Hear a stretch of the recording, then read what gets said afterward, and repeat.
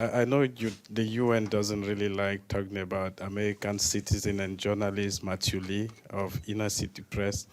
We understand that you refused to accredit him this year again, and they didn't give him any reason.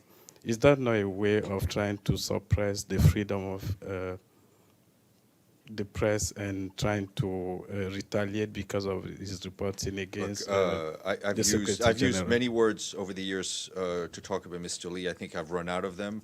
What I can tell you is that this organization, as you can see by the full size of this room and the broad representation, that is filled with reporters that are often very critical of the United Nations, and that's part of the way things work.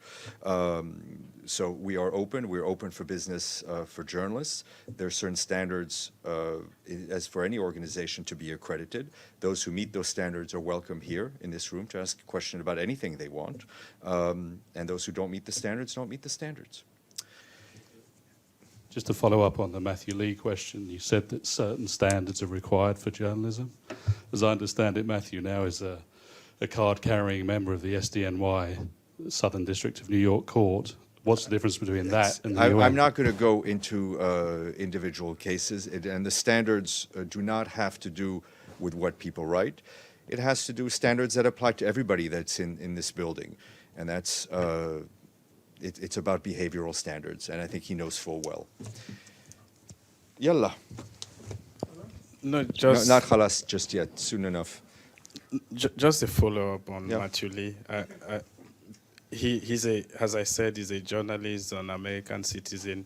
He has a new card now, and he feels that he's being discriminated against. I saw the reply that the UN gave him when he applied. Look, I mean, I appreciate you. Sorry, let me finish. Let me allow you to finish. So I'm sorry. Go ahead. Let me allow you to finish. The UN said he was banned last year, so he's not going to get an accreditation this year. So is that a valid reason for you to ban a journalist from attending the UN General Assembly? Who defined the standard? Is it you? Is it?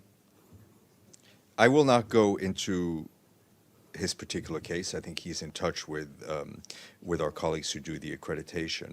What is clear is that every journalist that comes into here agrees to a code of conduct, of behavior, which all of you signed on to, which is elaborated between the UN and the UN Correspondents Association. What about the Anglophones in Cameroon? Do you expect them to be addressed during this General Assembly?